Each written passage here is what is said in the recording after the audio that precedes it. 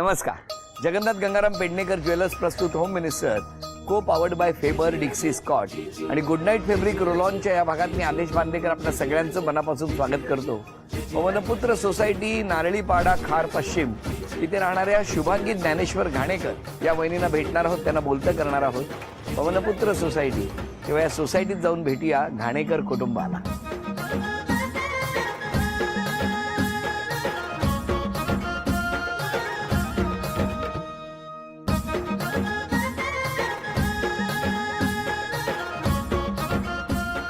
नमस्कार. नमस्कार. नमस्कार.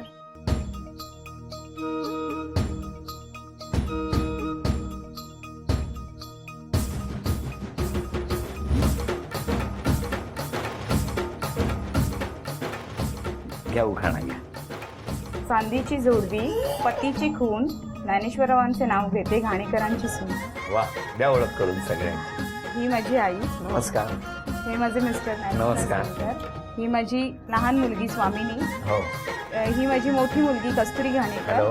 ही माझी नणंद, त्याच्या आत्याची मुलगी. ही माझी मामे बहीण. नमस्कार. ह्या माझ्या जाऊबाई. हो. ह्या ह्यांच्या जाऊबाई. बरं.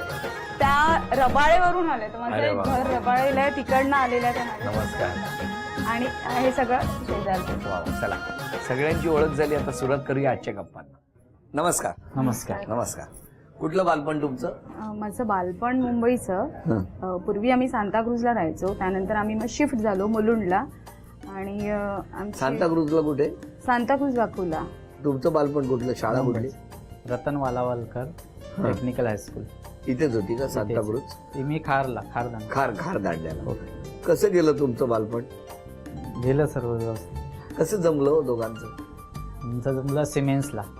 लव्ह मॅरेज आहे आमचं. कसं काय ते? वरळी सिमेंट्सला आम्ही दोघंही कामाला होतो हा. आणि तिथेच आमची ओळख झाली. बर. आणि आधी काही ओळख नव्हती? आधी ओळख नव्हती. पण मग कशी काय ओळख झाली? तो पण सिमेंट्स मध्ये, मी पण तिथेच होते. आणि तिथेच म्हणजे ह्याने ही विचारलं रिसेप्शनिस्ट होती आणि मी ऑफिस असिस्टंट होतो, फॉरेनरचा असिस्टंट होतो. मग त्या येता जाता फक्त बघायचो. कोण कोणाकडे जास्त बघायचं तेव्हा? मी बघायचो. तुम्ही? हा. जाता येता जाता येता. तुम्हाला कळायचं हे बघताय? नाही. मग कधी कळायला लागलं? मला त्याने विचारलं, त्यानंतर मला पण डायरेक्ट कसं विचारलं? असं थोडी विचारणार. नाही, म्हणजे लगेच नाही विचारलं. 1-2-3 महिन्यानंतर त्याने मला प्रपोज केला. तुम्हाला हे बळ कुठून आलं एकदम डायरेक्ट विचारायचं यांना? काहीतरी यांच्याकडनं बघणं झालं असेल ना तुमच्याकडे? कसं आहे, एक आठवडा प्रत्येकाची ड्युटी असायची, तर एक आठवडा तो माझ्या इथे असायचा.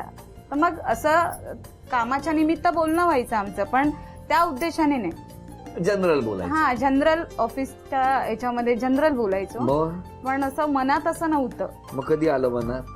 म्हणजे जेव्हा ह्याने विचारलं त्यावेळेस. कसं कसं काय डायरेक्ट विचारावं असं का वाटलं तुम्हाला? आवडली तर मग विचारून घेतलं डायरेक्ट. हा. पण तुम्हाला विचारताना भीती नव्हती वाटत? थोडीशी वाटलेली, कारण रागीट स्वभाव असल्यामुळे.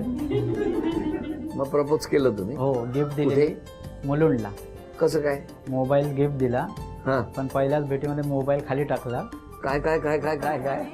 त्याने प्रपोज केलं मला आणि 2-3 दिवसानंतर त्याने एक मला मोबाईल गिफ्ट दिला. 92 काय तो कुठला? 9200 9200 अशी काहीतरी त्याची मोबाईलची सिरियल होती. तो दिला त्याने मला गिफ्ट, मुलुंडला दिला. त्यावेळेस आम्ही मुलुंडला, मी घरी, माझं घर मुलुंडचं.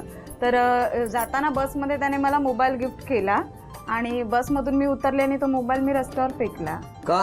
हा, म्हणजे माझा ओळख नसताना मोबाईलवरती तू काढला. प्रपोज केलास, लगेच 2 दिवसात तू मला मोबाईल देतोयस, तर मला ते बरं, म्हणजे योग्य बरोबर नाही नाही वाटलं. वाटलं हो ते की मला. नाही? पण बसमध्ये होते ते योग्य वाटलं तुम्हाला? नाही, मोबाईल बसमधून कसा खाली टाकणार? अरे पण हे बसमध्ये आलेत तर तुम्हाला? ते मला नंतर समजलं, हा माझ्या मागून बसमध्ये चढलाय. तुम्ही त्या बसमध्ये कसे काय चढले?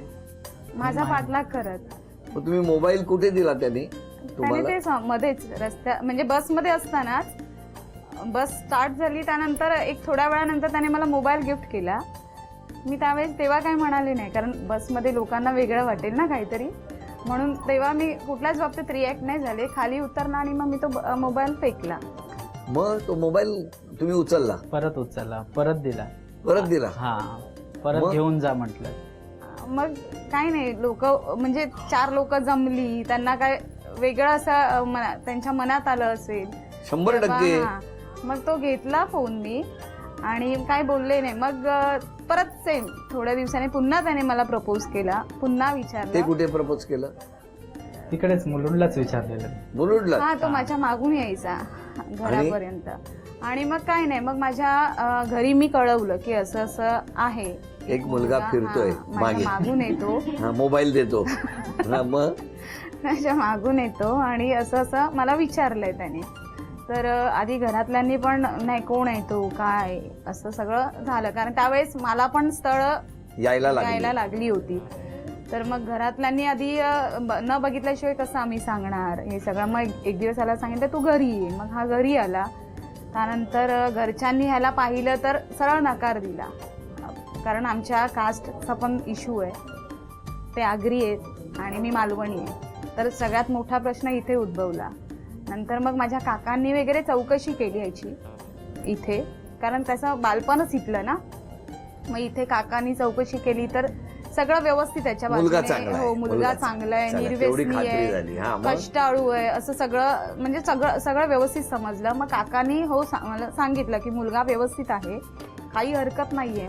मग जसा काका म्हणाला नंतर तुमची तयारी होती ना? पण सुरुवातीला नव्हती. मोबाईल दुसरा घेतला तेव्हा? नाही, पहिल्यांदाच घेतला. दुसऱ्यांदा तेव्हा मोबाईल तो होते. टाकून दिला. तोच मोबाईल त्याने परत पण दिला. नंतर प्रपोज केल्यावर मनात नाही इच्छा होती ना हो म्हणायची? नाही, लगेच नव्हतीच ना, पण तो सतत मागे यायचा माझ्या. तुम्हाला कळायचं? हा, भेटायचा ना मला, गाठायचा मला मध्ये रस्त्यावर. मग तुम्ही काय बोलायचे नाही, नको येऊ वगैरे? बोलायचे त्याला. तेव्हाच त्याने माझा राग ओळखला ना. मी चिडायची. काय करायच्या हो या? सांगाव, राग म्हणजे काय करायच्या? राग म्हणजे माझ्या पाठी यायचं नाही, लक्षात म्हणजे मोठमोठ्याने बोलणं तिचं रस्त्यात? हा. मग तुम्ही काय म्हणायचे? मग काय नाही, मी शांत राहायचो पण परत जायचो. सगळे बघत नव्हते रस्त्यात जाणारे येणारे? हो, बघायचे. बघायचे.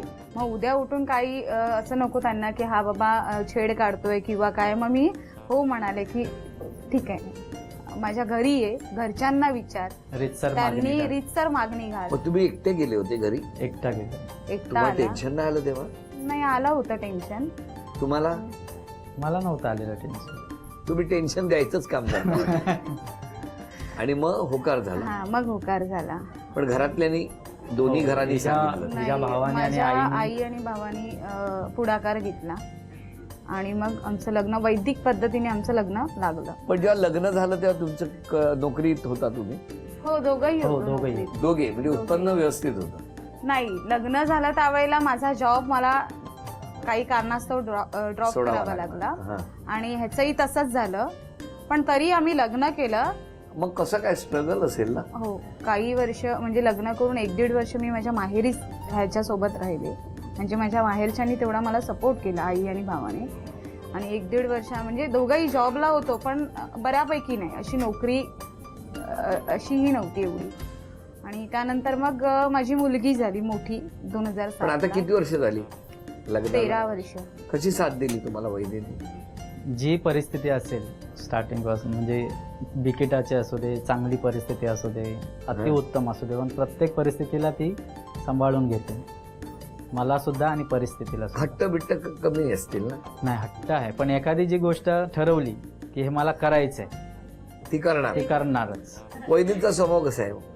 म्हणजे रागिष्ट आहे सर्वात प्रथम. बर. कुठली गोष्ट अशी घेतली की तिला नीटनेटकं पाहिजे, खोटं बोललेलं आवडत नाही. म्हणजे कसं जागच्या जागी ठेवतो, म्हणजे ह्याला पण आणि मुलांना पण, मुलीला पण मी माझ्या तेच सांगते. पण आता सगळं व्यवस्थित आहे ना? आता सगळं हो, व्यवस्थित. आता आता सगळं एकदम खुश आहात? खूप. खूप छान. तुम्हाला दोघांनाही शुभेच्छा. धन्यवाद. आणि या शुभेच्छांबरोबरच आता या ठिकाणी या घरात काही चिठ्ठ्या लपवून ठेवल्या आहेत, त्या तुम्हाला शोधून घेऊन यायच्या. वेळ 1 मिनिटाची आहे. 1 धागा सुखाचा, 100 धागे दुःखाचे. वेळ सुरू झाली.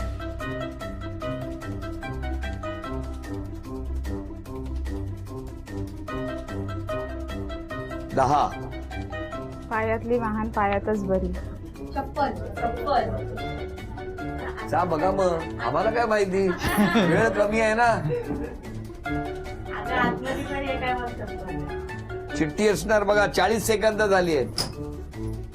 खाली दिवाळी घातली रांगोळी. रांगोळी 10, 9, 8, 7 6 5 4 हॅपी अॅनिव्हर्सरी. 3 2 1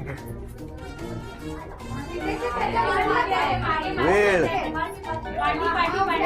चौकास. संपली. चांदीचं नाणं तुम्हाला मिळालं, अभिनंदन. हा चांदीचा कुंकवाचा करंडा मिळाला, अभिनंदन. चांदीची तुळसही मिळाली, अभिनंदन. Thank you so much. नमस्कार. केवढ्या तक्रारी या. थांबा बघूया कोणाकोणाची काय काय तक्रार आहे.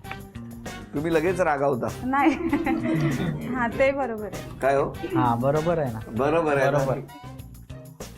तुम्हाला आमंत्रण दिलं ना तरच तुम्ही लोकांकडे जाता, नाही तर जात नाही.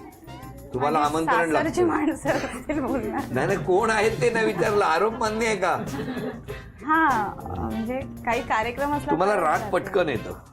हे सगळ्यांनीच कंप्लेंट केली आहे माझी. जेवण चांगलं बनवतात पण कधी कोणाला घरी जेवायला बोलवत नाहीत. अरे असा आरोप आहे. मी बोलवते, हे बघा लिहिलेलं आहे. त्यांना वेळ नसेल. राग पटकन येतो, परत ह्याच्यात पण आहे. ते खरंच आहे. खरंच आहे म्हणजे केवढं खरं आहे. जेवण बऱ्याचदा खारट करतात. प्रश्नच नाही का. अरे. किंवा किंवा किचनचा ताबा हा घेतो. तुम्हाला मान्य आहे का हो हा आरोप? हो हो. काय? कारण मी 2-3 भरपूर वेळा कोबीची भाजी, ऑमलेट, हा. खारट. मग माझी मुलगी कस्तुरीच बोलली. नाही नाही, कारण पण तिला आरोप टिफिन- मान्य आहे का? तिला टिफिन तुम्हाला मान्य आहे ना हा, आरोप? आरोप. तुम्हाला मान्य नाही. असं चुकून घाई गडबडीत कधी पण मीठ होतो. पडलं असेल हा? जास्त. पण होतो. होतो, बघितलं. हो, मग असं चुकून मीठ पडलं असेल केव्हा तरी चुकून कसं काय मीठ पडतं? गडबडीमध्ये घाई. अरे बापरे, आपण गरम डोक्याच्या आहात.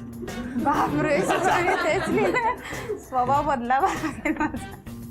3 आरोप आहेत. एक तो थांबा. आहेच राग. राग लगेच येतो, पहिला आरोप.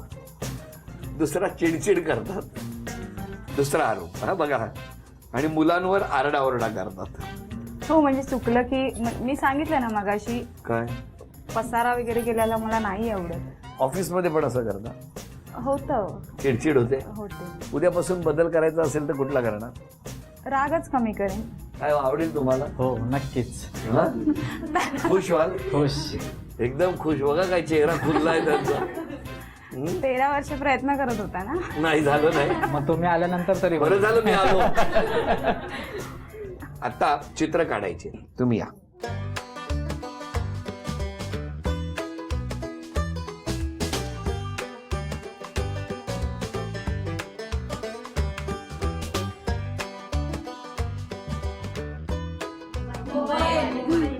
काय खुश झाले ना. अभिनंदन. हे बक्षीस तुम्हाला मिळालं. थँक्यू. तुम्ही इकडे.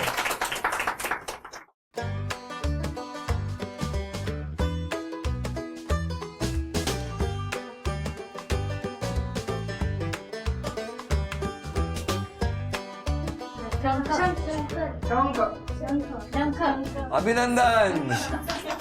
चला हे बक्षीस पण तुम्हाला मिळालं. थँक्यू. आता तिसरं चित्र काढायचं हा तुम्ही, न बोलता चित्र काढायचं. छान काढ. अप्रतिम काढलंय. म्हणजे 10 न बोलता वहिनी, इतकं अप्रतिम आम्ही कधीच बघितलेलं नाही. 8 7 6 5 सुख बोंबील. काय नवऱ्याचं प्रेम आहे. हा खार दांड्याला मिळतात वाटतं हे बोंबील. हो मी लाटतो ना. अभिनंदन. घ्या हे बक्षीस मिळालं. पहिली काय सुंदर बोंबील काढलाय. त्याला रागाने सुकवलंय. राग देऊन देऊन सुकवलंय. त्याला रोज खायला. काय बोलले ऐकला. ओरिजिनल जाडा होता पण रागावत रागावत त्याला सुकवून टाकला. नमस्कार सगळ्यांना. तुम्ही यांच्याबद्दल काय सांगणार? काही नाही, स्वभाव खूप चांगला आहे तिचा, मनमिळाऊ आहे आणि सगळ्यांना हेल्प करते. फोन नाही केला तिने दररोज तरी आवर्जून सगळ्यांची काळजी मात्र आमच्याकडे सगळ्यांची घेते. अजून कोण बोलणार? जरा ओरडते पण तेवढीच प्रेमळ आहे. जे हवं असेल ते देते, अभ्यासात मदत करते आणि जर अभ्यास नाही केला तर अजून मारते. मारते काय हो, असं काय मारते म्हणजे दम द्यायला हवा नाही ना. मारायचं नाही ना पण सातवीला मुलांना आहे ती. म्हणजे मारते म्हणजे असं भीती फटका असं, देते. हा. हा. अजून कोण? मी नणन आहे त्यांची. आम्हाला आवर्जून काहीही असू दे फोन करून बोलवतात, पण दादाला जरा कमीच बोलू देतात आणि मदतीला धावून येतात अशा. आणि आज मला बोलावंसं इथे आवडेल, कारण आज दादा जो काही आहे तो फक्त त्यांच्यामुळे आहे. काय फक्त सांग? त्यांच्यामुळे. कारण बिकट परिस्थितीतून फक्त साथ त्यांनी दिलेली आहे आम्हाला. आणि आमच्या घरामध्ये माझे आई वडील आता नाही आहेत, बाहेर गेलेत, म्हणून त्यांच्यातर्फे मी सांगते. कारण त्यांची परिस्थिती इतकी खराब होती, हा. पण त्यात वहिनीनी त्यांना खूप साथ दिली आणि आम्हाला वाटलं नव्हतं की त्या म्हणजे भावाबरोबर आमच्या इथवर येतील. आणि म्हणून मला आज वहिनीना म्हणजे सगळ्यांसमोर बोलायचं होतं की वहिनी खरंच थँक्यू, तुम्ही खरंच दादासाठी खूप केलं आणि अजूनही तुम्ही करता. कारण आज जो आहे तो फक्त तुमच्यामुळे आहे. बस मला इतकंच बोलायचं. वहिनी काय एवढी बिकट परिस्थिती? खूप. आमचं लव्ह मॅरेज असल्यामुळे सासरच्यांना म्हणजे सासरचे अजूनही एक्सेप्ट नाही करत आहेत की खाण्यासाठी आमच्याकडे पैसे नव्हते. मी माझ्या मोठ्या मुलीला त्यावेळेला लहान होती ती तांदळाच्या पिठामध्ये पिठी साखर मिक्स करून गरम पाण्यात उकळून तिला दिलेले. आणि मी जी माझी नणंद आता बोलली त्यांच्या बरोबर बाजूला घर आम्ही घेतलेलं, माळ्यावरती आम्ही राहायचो. 5,000 रुपये पगार त्यावेळेला माझ्या नवऱ्याला होता, त्यात ॲडजस्ट केलेलं आहे. म्हणजे खूप वाईट परिस्थितीतून जाऊन आलो आम्ही, पण स्वामींच्या हरी कृपेने आज आमचे खूप चांगले दिवस आहेत. खूप म्हणजे खूप चांगले दिवस.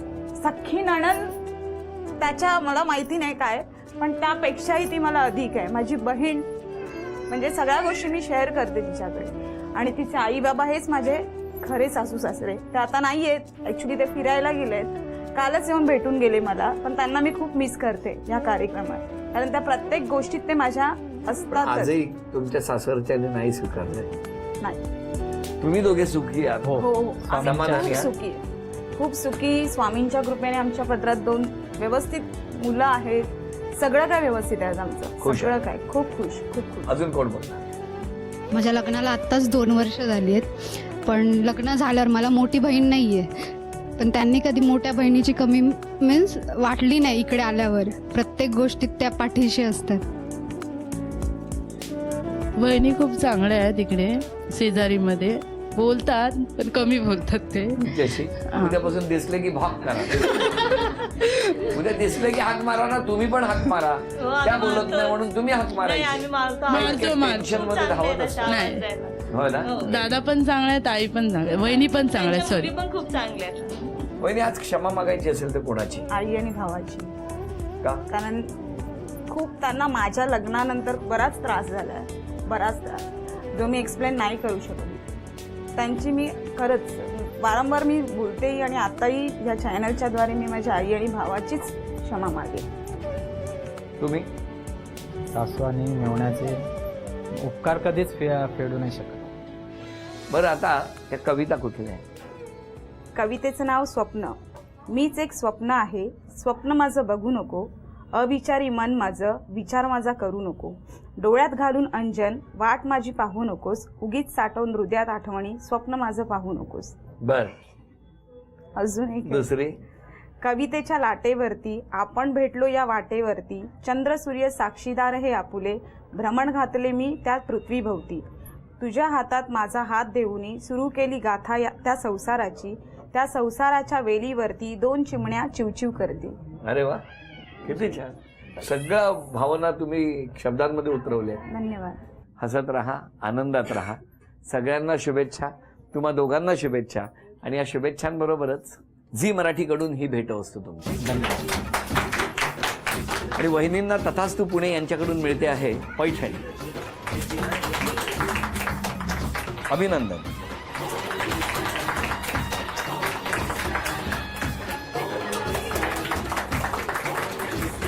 आजचा भाग इथेच संपतो आहे. पुन्हा भेटूया अशीच एक पैठणी घेऊन होम मिनिस्टरच्याच पुढच्या भागात. नमस्कार.